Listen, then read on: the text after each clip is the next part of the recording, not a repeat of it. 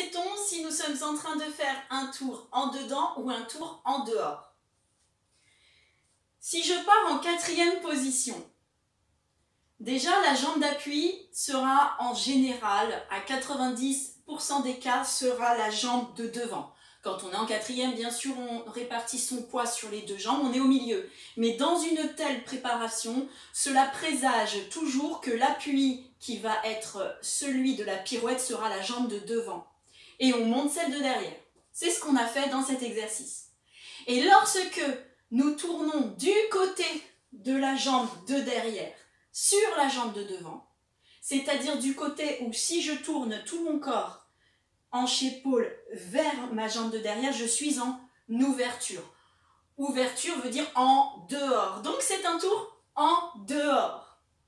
Si en revanche, je ferme mon corps vers la jambe de devant, je suis en fermeture. Et ça se révèle aussi très bien par le fait, quand on est en 4e, je garde et je visse, mes pieds vont pivoter sur place et je vais revenir face caméra. Qu'est-ce qui se passe par un quart de tour? Je suis fermée, je suis vissée, verrouillée. C'est donc le signe que je suis en train de faire un tour en dedans.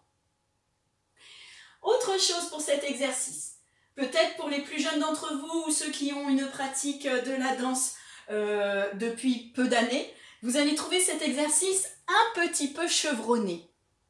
Mais c'est fait exprès. C'est fait pour que vous puissiez travailler vos limites et aussi de faire confiance au phénomène des automatismes.